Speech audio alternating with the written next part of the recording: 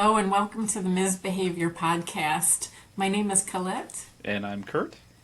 And we're your hosts for all things college student conduct. And we have a really cool guest today that I've known in a couple different capacities. So Justin Mulvaney, would you like to introduce yourself?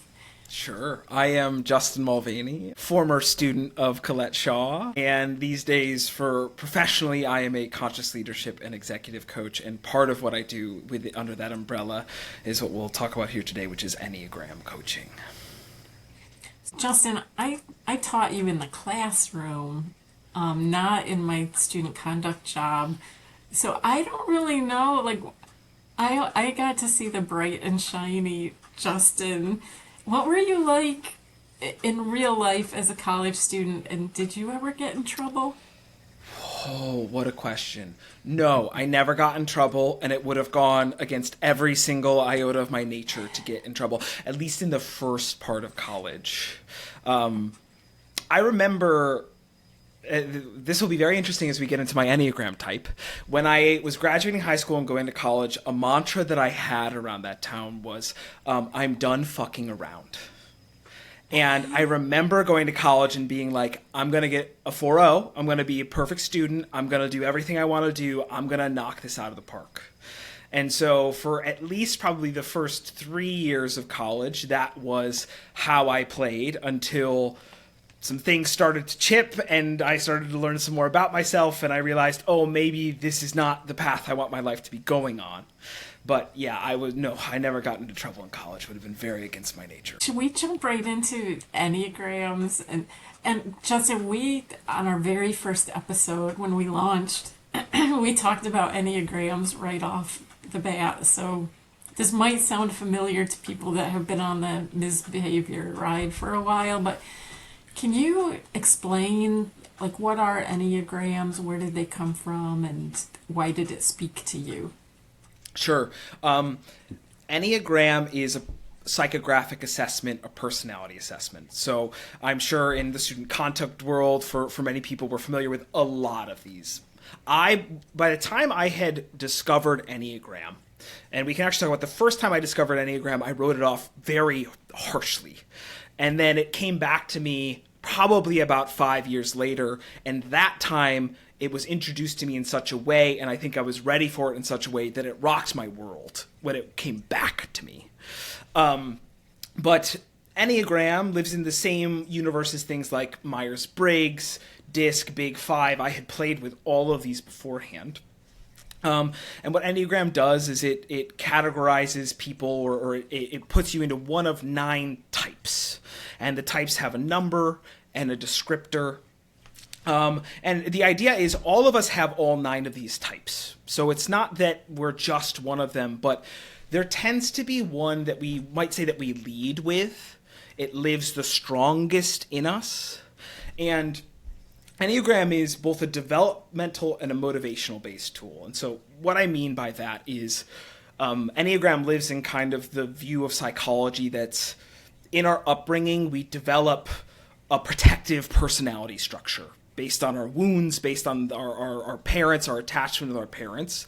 And while that protective personality structure does us great service in feeling safe and adapting in childhood, over time, it becomes less of an armor and more of a prison.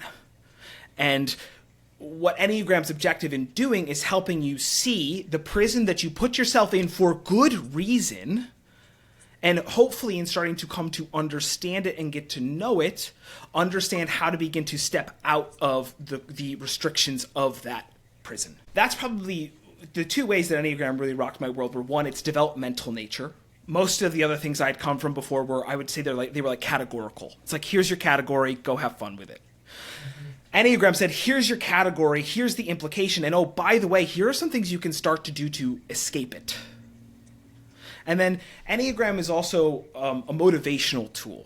And basically what Enneagram says is we actually think motivation is primary versus behavior, where other tools might be behavioral. We think the same behavior can come from radically different motivations in people. And therefore, if we really want to get to know ourselves and people, we have to go down beneath the iceberg to the layer of the motivation that's driving the tip of the iceberg, that's behavior. Can you give some examples that might play out, especially during adolescence or at the time that somebody would be coming to college or their first couple of years for traditional students? What might be some examples of some of those coping things that we might see one way but might need to read a little differently? Yeah. Well, let me take this at the level of like the same behavior, different motivation, and the coping that might be underneath that. So let's say Kurt, Colette, and Justin are all in college, and we all have decided we're like Justin and want to get 4.0s. Now, Justin, so if you knew me, I lead type 3 in the Enneagram, and type 3's motivation is to outshine others, to be the best. And in fact, when you get to the bottom of type 3, what it says is, in order for me to be worthy, my worthiness is at question in my center. And in order for me to be worthy, I need to be the best. So I might go, I need a 4.0, but my motivation is I need to be the damn best it can be. Versus Colette, yours might be, and I'll let you decide how much of your Enneagram type you want to share. Your motivation might be, I need to understand the world. I need to understand the world at such a deep level. And my 4.0, I don't care if I'm better, worse, anything than anyone else. I need to understand the world, and the 4.0 is the way that I understand the world. And for you, right, that coping mechanism, if my coping mechanism to be the best is underneath it is, I don't know if I'm worthy or not, yours might be underneath it, the world is overwhelming to me, there's so much going on, and understanding the world is a way that I get a sense of control. And for Kurt, you might go, I need to get a 4.0, but I'm going to draw from another Enneagram type of this, like kind of the type 8 paradigm. That might be for underneath you, the world is a hard place. The world is hard and it is unjust and it vulnerable people there. And I need to be strong and bright and brilliant. And the way I'm going to do that is I'm going to learn and I'm going to become strong and capable so I can weather the toughness of the world. And underneath that is this, I felt vulnerable. I felt unsafe when I was young and I never want to feel that way again. And therefore, I'm going to harden up and become hyper competent to defend myself. So all of us, you could look at us 3 students and go, look at them. They all are such high achievers, but radically different reasons for why we're pursuing that. So I just was dealing with students there were 30 students that were caught at a party not being, like their big crime was that they weren't 21 and it was noisy and disruptive. But I always think, every student is their own student, and I don't know why they showed up. You know, was it the friendship aspect? Was it the not wanting to be left out? Is that kind of along the lines of what you're saying? And when we treat them all with a cookie cutter, it just feels completely inadequate to have that conversation. That's it. Yeah, all of them are there drinking, but yeah, somebody might be there because they wanted to feel good. Some might be there from peer pressure. Some might be there because they're a rebel and they just need to be the rebel. And it's like, I'm actually here because you might tell me I can't be here. And screw you trying to control me. That's why I went.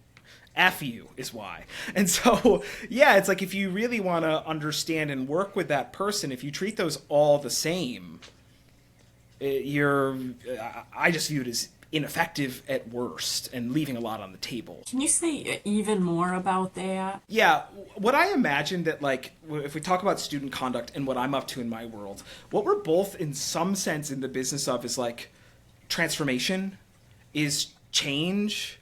And I think both of our shared objectives, which is why we're having this conversation, is we're not trying to do that through coercion.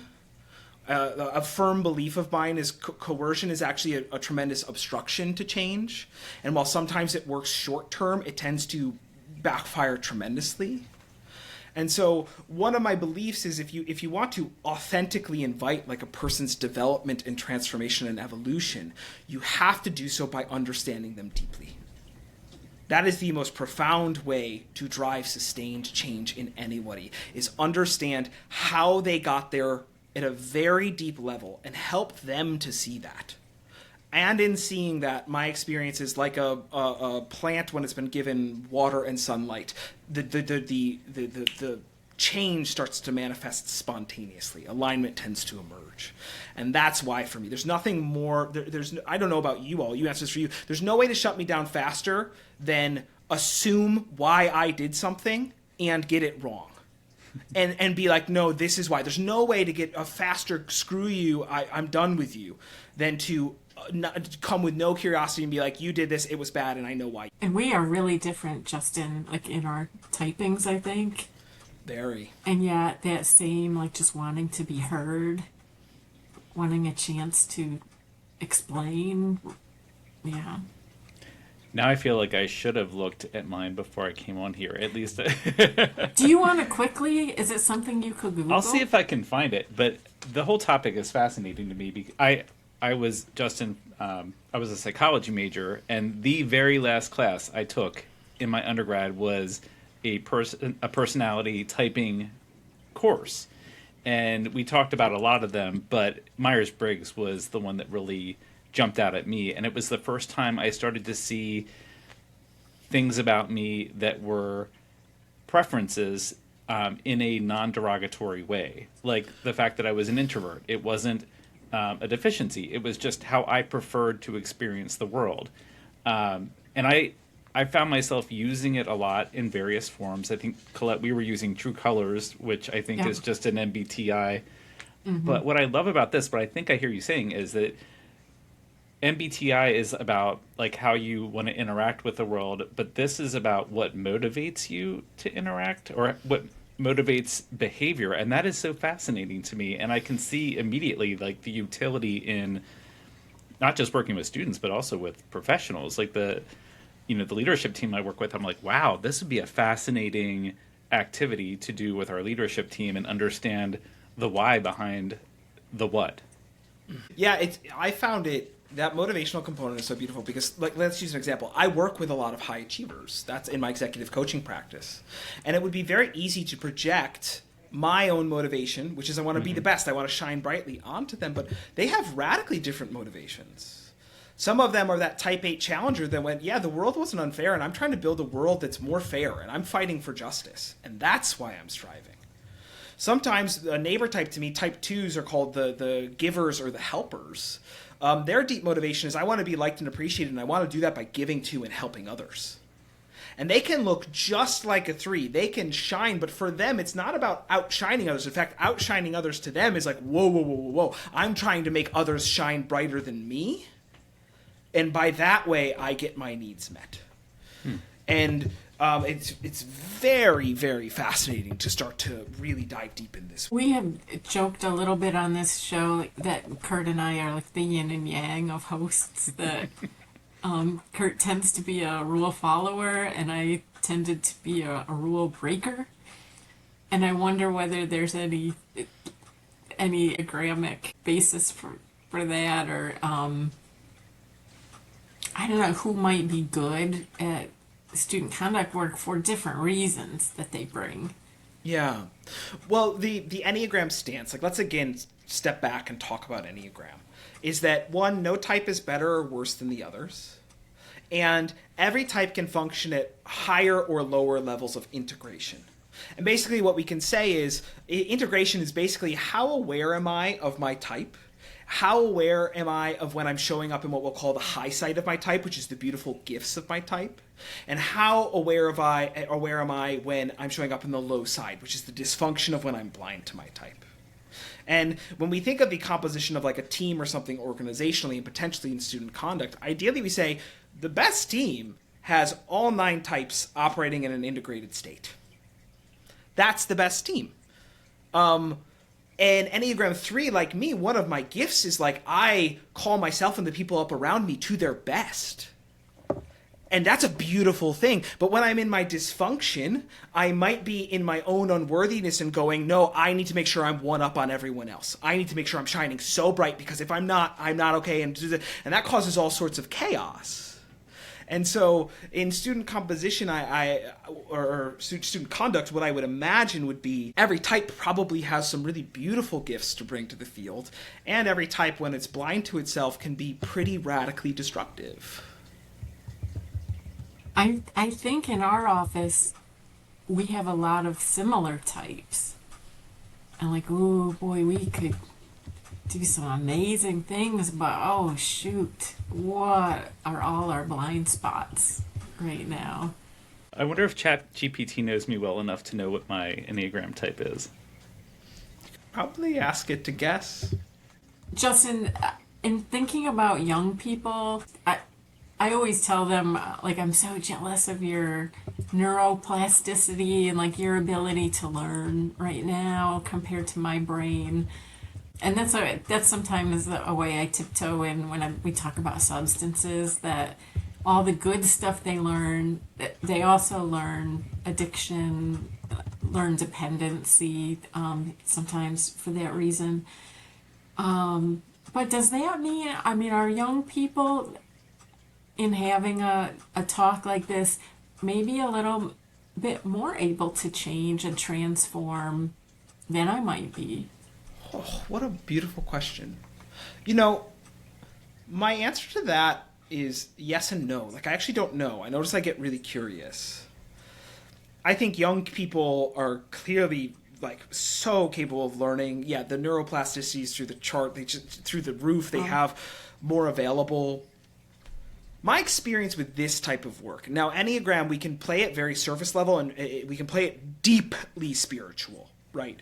We can look at it behaviorally, motivationally. We can look at it in a deep, like, what are your wounds? What does it mean to be enough to feel in union with the universe? We can go many layers of depth. But my experience is to really inhabit and use the Enneagram like in a deeply transformational sense, you have to start to be rubbing against your personality structure in a way where you're going, ouch. Ouch. My need to outshine others and be the best needed to reach a point where I was experiencing a certain dissatisfaction in my life because I could never hit my own view of what the best was, because in being in dogged pursuit of that, it was affecting certain relationships. In my need to be one up with people, there was like a degree of disconnection that started to permeate. And in feeling some of that pain in my life, that became the motivating force to do this work. Because this work is hard work. It's hard to work out of your Enneagram type. It is like when you go to the doctor and they hit your knee and your leg automatically kicks, you're trying to learn to have the hammer hit your knee and not kick. Mm-hmm. And that is a wild thing to attempt to do in your interior. And so, I imagine it would depend to what degree they're rubbing up against that type. It would depend to be what degree they are already curious about themselves and all the layers of themselves. What I've heard some mentors of mine, when they do this work with like young kids, like elementary through high school kids, at that point they kind of view it as it's not yet ethical for us to type those kids. They're too young. But what we do is we teach them about all the types. And we teach them about all the types and their motivations, and we help them see how there are beautiful gifts and what some of the limitations, and we're basically just using the whole Enneagram as a big mirror for them to start to explore themselves. And I imagine at that phase, I remember some of the work I did in, this actually wasn't your course, Colette, it was I went undecided, and RIT had a very specific course for you to kind of understand yourself if you went undecided.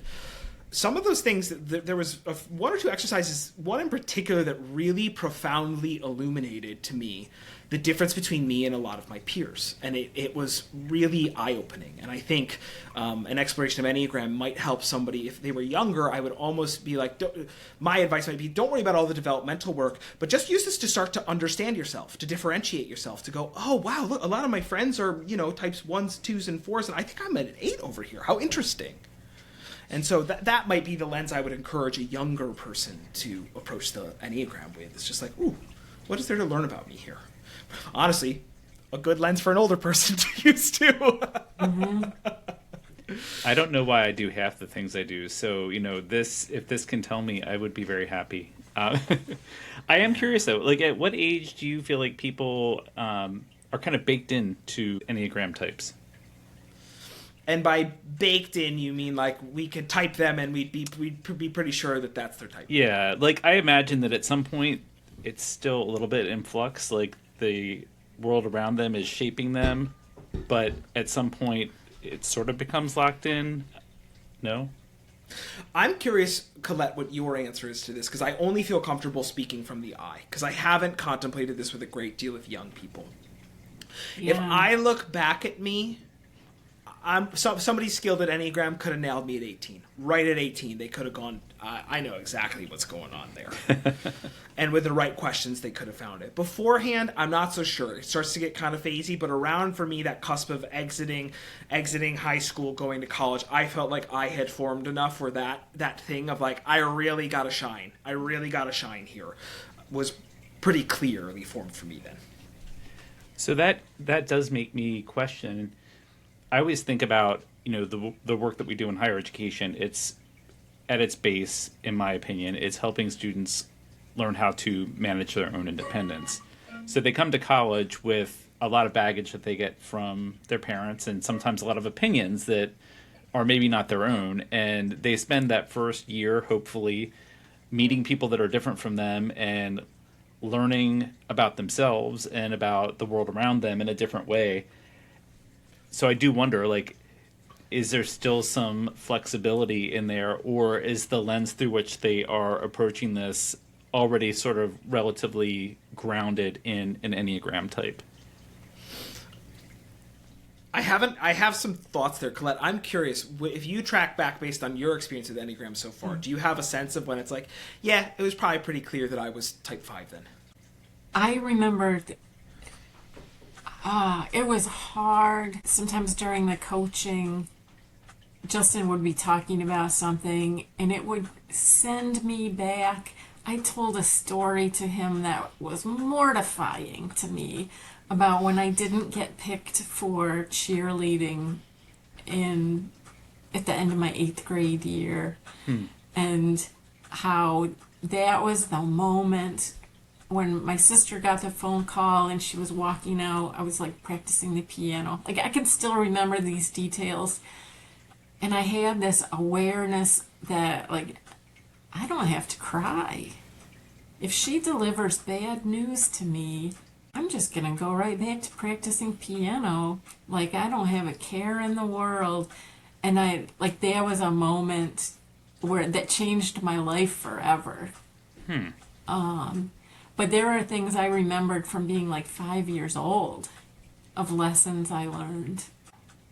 Yeah, and Kurt, I want to come back to your question, but this is where it gets fascinating for me, because it's sometimes with Enneagram I go, how much of this is nature and how much of this is nurture? Mm-hmm. And I've had conversations with my mom where some of the things that I can see contributed to my type, she's just like, you were just a very sensitive child. You were very sensitive to criticism in a way that your sister wasn't. And similarly, I have a story where I moved in 7th grade when I was 12 years old. I think I may have told you the story, Colette. And I moved to a school district from about 50 people to one of about 500 people per class size here for the whole grade. Big shift. And I remember we had to go meet a guidance counselor before the school year started. And the guidance counselor was trying to do a good thing. And while I was in the room, looked at my mom and was like, Justin did very well at his prior school. Probably he won't do as well here. It's going to be harder here. Talking to my mom, not talking directly to me, saying my name, and I remember in my body going, fuck you, I'll show you. Now, somebody else may have taken that a completely different way. They may have gone, I guess I'm just not good enough.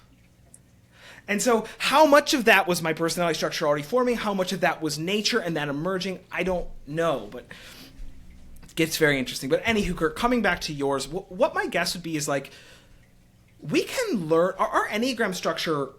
We can learn and change a lot within the confines of the structure. And so the way I think of it is I'm going to construct an analogy live here. Let's see how it lands. Your Enneagram type is almost like the engine of the car. It's always there. If you've got a diesel engine, your engine's going to burn dirty. If you've got a cleaner engine, it's going to burn lighter, right? We can work on the engine, but also we can change a lot about the car and keep the engine exactly the same. And so that's what I kind of imagine is probably a lot of these students, that engine is already formed, but they could change the car radically while still having that core motivation, that core engine inside of it, and how that changes, what that change is happening around and contextualized by, stay the same. I like that.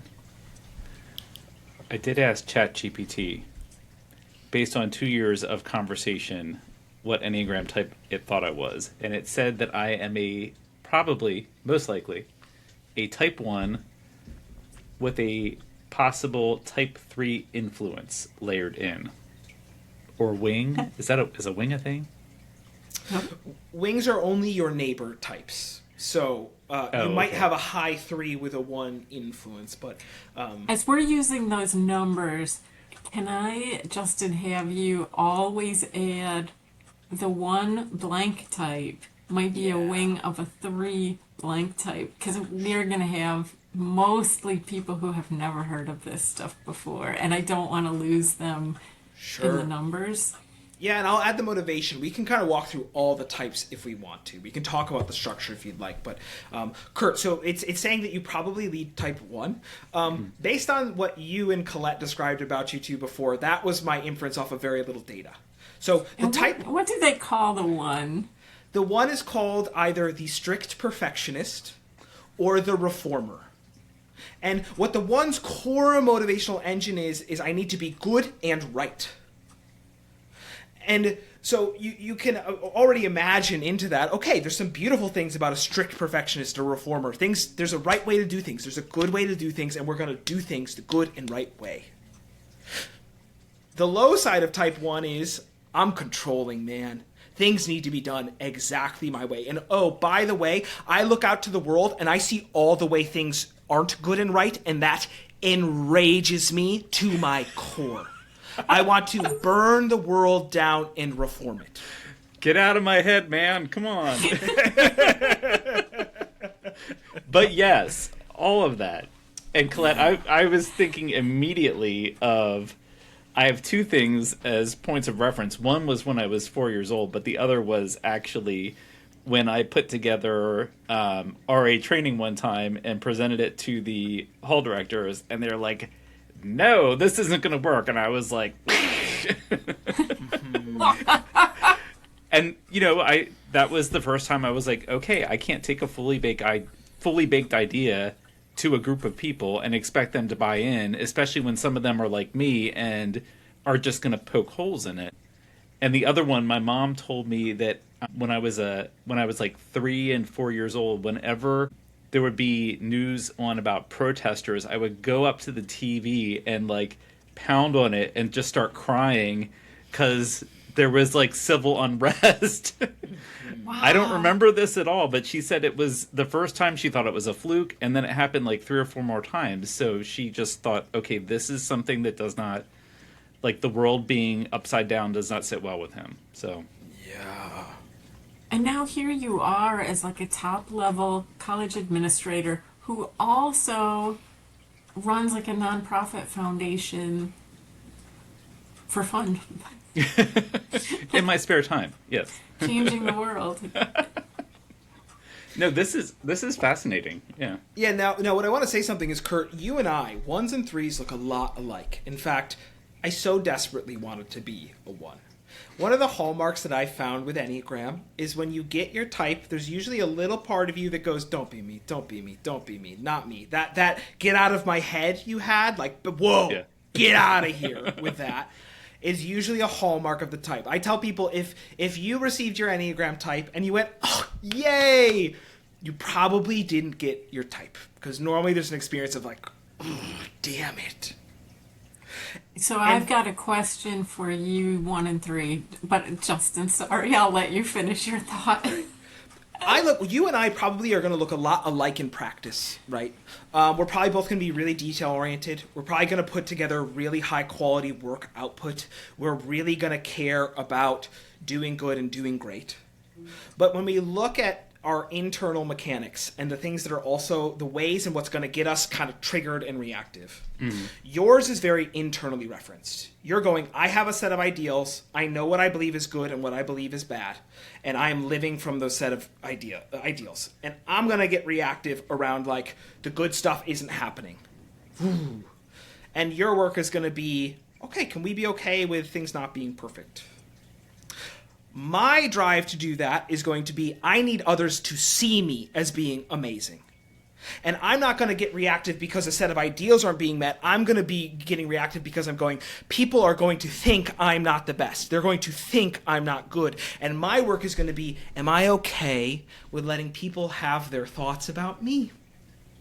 Whatever those thoughts are. And while that might look very similar, you can also sense that that's profoundly different. You're going to be sitting over there going, I don't give a damn what people think about me. Things need to be good. And I'm going to be sitting here going, things need to be good because what will people think? And that's a very different, it's very close to the core. It seems small, but it's really big in the difference between intervention. You could probably imagine that even in student conduct, how the intervention looks very different there. I would love some tips because for me, my people are, and maybe you could give them some numbers and descriptors, the rule breakers, the risk takers. Like, I get them. But the ones that I really would love some advice on are you two. The student that comes in and I'm ready to warm them up and show them how much I care about them. And like, oh, Kurt, tell me about you. How did you end up at this school? And they just like, can we just get to the report? Or maybe the three, and I can be stereotyping, but the student that will pull out their little religious iconic images, like a little necklace, or to show me what a good person they are. They've either never gotten in trouble, or they really just, that being a good kid is really important to their identity. And it's hard to crack that, like, oh, this is a great learning opportunity, when their identity is on the line. I would say the only time I remember risking getting in trouble was because I disagreed with the fundamental premise of the policy. So if you were going to win me over, I think just asking, well, how did this happen, or how did you come to be here, is probably a good starting point. Because I don't remember if I told this, they had closed all of the study rooms during finals week at the school where I did my undergrad, because one person had vandalized one study room in one residence hall in a campus of 100 and some residence halls. So the solution was to shut down lock all the doors to the study lounges, and my friend and I went around and jimmied the locks and unlocked them all in our building, and he got caught unlocking one, and I was on the other side and narrowly escaped. But if I had landed in that seat, I would have raised hell about the policy, because it didn't make sense to me. It was a dumb policy. That would have been a fascinating conversation for me. It would have been a fascinating conversation with my parents, too. But that would light me, like, yeah, that sounds like a really unfair policy. How could we work together to change it instead of just breaking it? Justin, what about you, like the student that needs me to know what a good person they are, when I already assume they're a good person? Well, Colette, this is what I love about you, is you are, this is, even back when you were with me, you're such a gifted seer. Like, you're very good at, like, seeing what's going on with a student. Oh, you really want me to think you're a good person. Oh, you're experiencing some real discomfort. Like, you're not able to just sit here and talk to me. You're experiencing some real discomfort at the fact that you're here, presumably because you've done something bad. And for a type 3, let me just speak for myself, how I would intervene with that is I would just welcome that aspect of their experience, because especially for type 3s, the thing about a type 3, part of a type 3, this is actually types 2, 3, and 4, are in what's called the heart triad of the Enneagram. Enneagram has 3 triads, and all of the triads, the types in that triad, have some things in common. The 2 is called the considerate helper or the giver. 3, again, is competitive achiever or the performer. 4 is called the intense creative or the individualist. All 3 of those types get preoccupied with managing an image. They want to manage how you think about them. And one thing that probably all of them are going to try and do is, I don't want you to know that I'm uncomfortable about this. Because it's not good for me to be uncomfortable. I want to show you that I'm standing this face up. I'm here. I'm ready. Colette, might we get to the report, please? I'm eager to get to it. Meanwhile, what's actually underneath that tip of the iceberg is, whoa, I'm scared shitless. I hate that I'm here. I'm radically discomfort. Can you just tell me the thing so I know what I need to do to, like, get to the other side of this? And for type 3s especially, 1s are this way too, Slowing them way down is the move. Going, oh, hey, I notice you're here. You're really like antsy and eager to get to the report. Like, what's going on there? And a type 3 who's really, might be like, well, I just want to know what's in there. I want to understand what we're here to talk about. And then you might go, oh, when I imagine I'm you, I think I would be a little uncomfortable. And then a type 3, if you do that with care and compassion, they might go, well, yeah, I guess I'm a little uncomfortable. And you're going to go, what?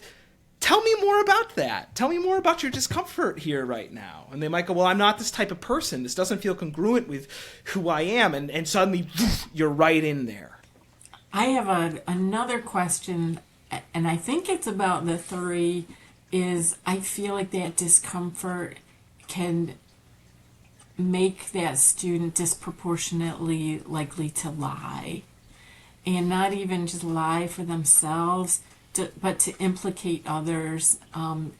We will allow a student to bring a support person with them, and depending on who it is, I have a terrible feeling sometimes when I'm sitting with a student, like, oh, they lied to that person too. Mm-hmm. And now they are really uncomfortable because I am tempting them to tell the truth, but that's going to mean that there's another, sin or, whatever guilt they're feeling.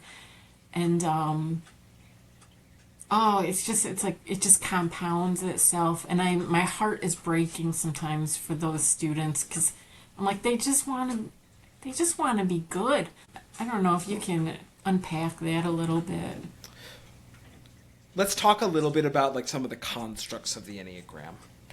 There's a whole bunch of things we can talk about. We can talk about the worldview, a motivation, and again, this whole story is when you're a young child, and I have a 6.5-month-old right now, so I'm very attuned to this. What Enneagram would say, and a lot of psychological things would say, is you're what we would call just unobstructed essence, which means you're very deeply attuned to your wants, your needs, your feelings, your qualities of self, and you very freely express them. You don't have much obstructions. You don't have even cognition to regulate good, bad, right, wrong. You just let it fly. My little boy, when he gets mad, stomps his feet and screams. He hasn't had any relationship with anger that's like, is anger good? Is anger bad? Should I throw my anger? Should I swallow my anger? He just stomps his feet and screams. And Enneagram says over time, from attachment wounds with our caregivers, from our uptaking, we realize there are ways we should be and ways we shouldn't be. And the whole personality structure emerges from that. And there are 2 things that are kind of the tippy-toppiest tips of the iceberg that are the things that we can really start working with at Enneagram. It's very hard to immediately start working with reforming the motivation. That's a really challenging thing to do. But Enneagram has 2 notions. One's called the fixation, which is my attentive habit that's part of my type. It's where does my attention go to? And one is called the vice, which is the behavioral habit. What do I enact from my type? The fixation of the type 3, the competitive achiever, is vanity. I am fixated on managing an image. And I am not only fixated with managing that image with you. I'm very fixated on managing that image with me. It's very important that I believe that I'm that image. And therefore, it's very important that I don't let myself believe that I'm not that image.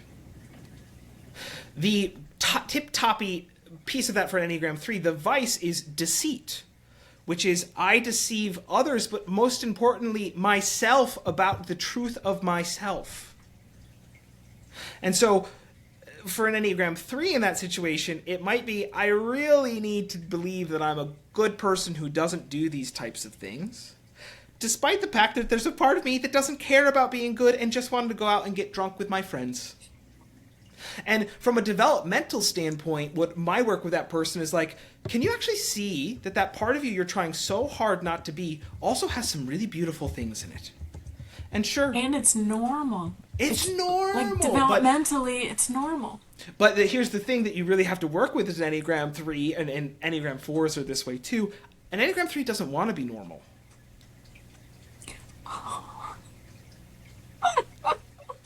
I want to be better than normal. And oh my God, I did a normal thing. Those kids that they have a 2.3 GPA and aren't that smart and aren't that special, they got drunk at that party too. And I was just like them. God damn it. Oh, man. And so for some types, normalization, the type rejects it. Type goes, God, that hurts even more. You're making me normal. For a type 1, that same thing about Kurt, right? Like, let's look at a type, Kurt, your example. The type 1 goes, I was being good by opening all of those doors for everyone. I was being good by doing that. But in some sense, there's a wraparound there where you get caught in the knot of like, well, kind of not really, because you were kind of being bad because you didn't align with everybody and making that happen. And it's like, ooh, well, the type 1 where the structure where people start to get really defended and, like you said, triggered is when the type 1 has to grasp with, oh, I was good and bad in that moment. What do I do with that? What do I do with the fact that actually in the same exact moment I was good and bad? The type 3 of like, oh, I was being authentic, but I wasn't being this image I wanted to present to the world. What do I do with that? What do I do with the fact that my authenticity is now causing a collision against this, in contrast with this image I'm trying to uphold? It is what you're attuning to, Colette, is it can be a very psychologically precarious place to arrive to, especially for a young person. And I especially imagine probably a lot of these student conduct cases are freshmen. A young person amidst a sea of change who is already in a psychologically precarious position. And so, of course, as a type 3, I go, not only do I have to ally to student conduct and my friend, like, I'm actually doing this because it's really important I uphold this lie with me. Otherwise, where am I? Layers of their friends. The angry parent that called our office earlier that day. How dare we? It is tough to get to that ability to have that conversation. Yeah. And when you were talking about how you really have to establish like a deep understanding to have those conversations, and in a great meeting, it could be 30 minutes, 60 if you're really going crazy. But what are some of those little things you might advise to establish that trust or ability to have the reflection when you are meeting a stranger, you're scared? What are some things we could do to set that up better? Yeah, I notice I'm coming at it from a coaching context, like from my context. The thing that I make sure is clear with all my clients, and I really have to check myself, because if I say this to you and it's not true in my heart of hearts, it will backfire harder than anything else.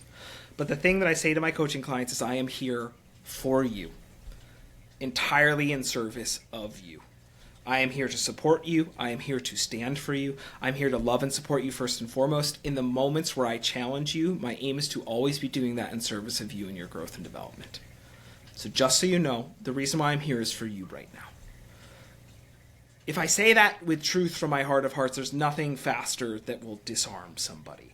Mm-hmm. Sometimes people who are skeptical of authority, it'll put them in a really weird, that same weird bind where they'll be like, whoa, this person feels really honest, but I don't trust them and I'm not totally sure what to do with that. And then I might point to that and go like, hey, I imagine that you might not be totally sure about this, and actually that's okay. I'm totally okay with that being how you feel about it. But in my experience is if you say that, but most importantly inhabit that place, people are open to receiving a lot. I joke that like I say things to some of my executive coaching clients that if other people said it to them, they would slap them across the face. And they look at me and they go, oh, wow, thanks. And it's because they know I'm on their side. Mm-hmm. But that's the most important. But again, if you say that and you're not being genuine, that will blow up in your face. There's nothing more. I know for me, anybody who's attuned, there's nothing more when somebody says, I'm here, I'm on your side, and you just can feel they're not. That's not what they're there for. I have one more question before we let you go. I loved it that you sometimes used salty language when we worked together. I don't know what it was, if it was my ego. It's like, oh, Justin feels like I'm a grown up, or occasionally with a student, I will just say, like, we both know this is bullshit. I've wondered, like, when's the day going to come that somebody complains about that or reports this? And the answer has been zero. But I wonder how you make those decisions, if it's intuitive, if you have certain things that you just know, like it works better when we use grown-up language.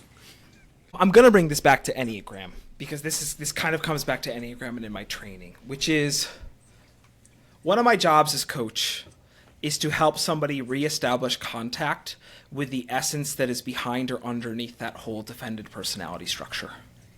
Right. It's not that that unobstructed essence ever went away. It's that the structure has established itself as a fortress around it.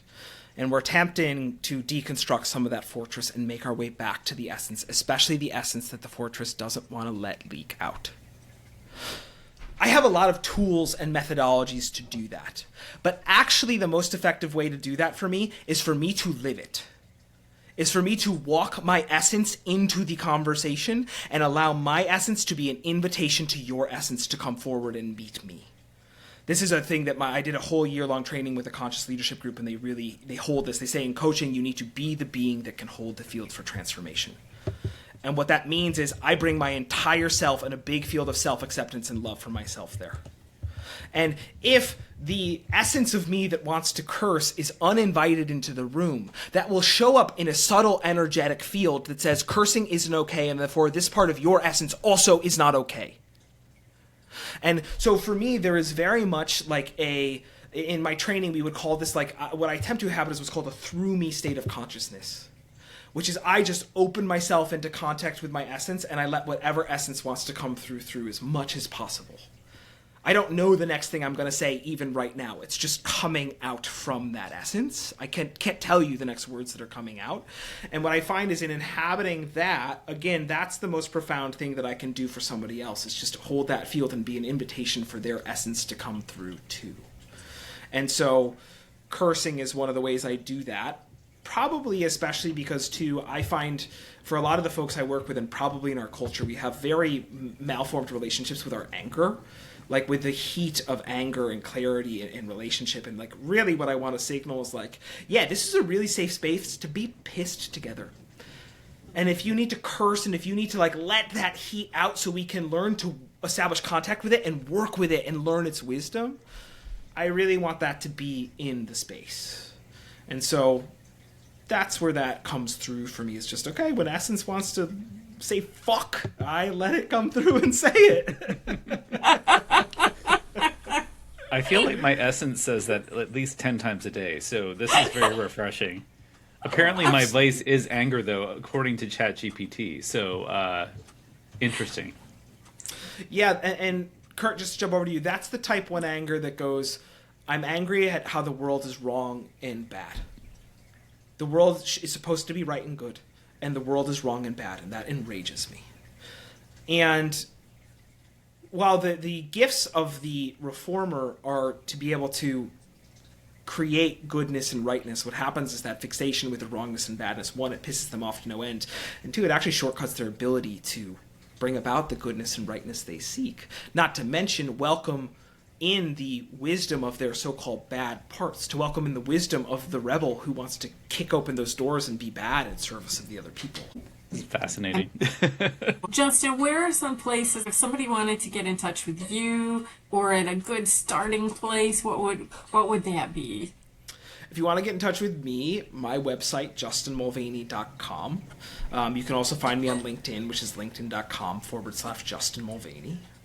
Enneagram, probably, like, there's a few really beautiful ones. One of the most robust sources for Enneagram, if you're interested in diving deeper on the web, is Narrative Enneagram. They're very well respected. They have a lot of different documentation on the type. If you're interested in getting typed, my recommendation is work with a professional and either have an assessment done or have them type you. And there's two reasons why. One, most of the free online assessments are so-so. They can help you dial in, but they're not going to nail it. And two, Enneagram types are very slippery and very easy to lie to yourself about. And it can do a disservice to your growth. Like for me, I really wanted to be type 1. I wanted to tell you I was type 1, and that would have shortcutted a lot of growth versus making contact with my type 3 that's like, oh, I want to be a type 1 because I think it's better to be a type 1, which is very Enneagram 3 of me. because I want my image to be, I care so much because I'm standing for something good, not because I need you to see me as being excellent. But seeing that was really at the core of that was much more growth-inducing for me. And so I really advise, if you want to do this, partner with somebody. Get somebody who's a professional. And Narrative has people. There's another group called the Enneagram group, enneagram.is, that's very good at this. And I also can help people with this. I think it would be fun to do a presentation at a professional conference together. I think that would be a real blast. How to use this stuff. Justin, thank you. And I think we all have some homework to do now.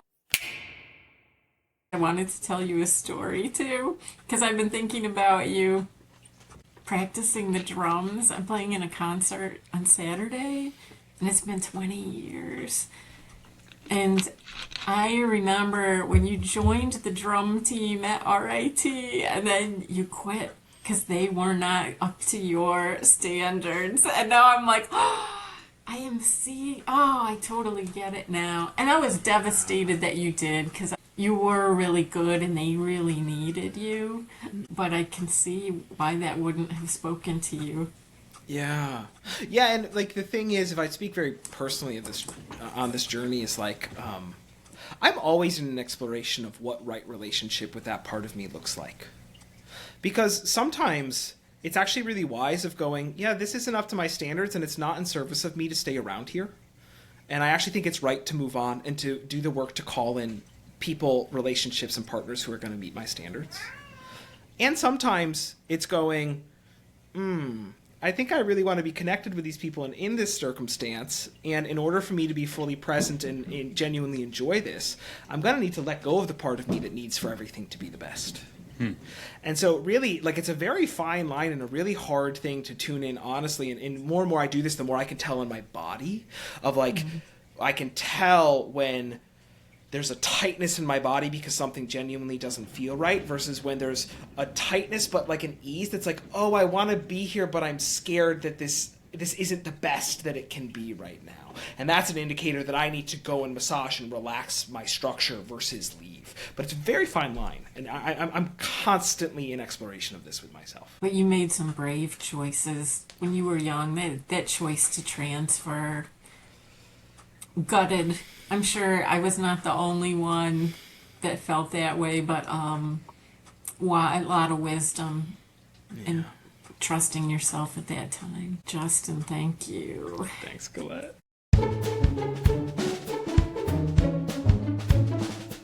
Misbehavior is written and produced by Colette Shaw and Kurt Doan. Theme music was written and performed by Kevin MacLeod from Incompetech.com.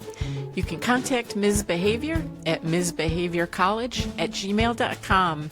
That's msbehaviorcollege@gmail.com.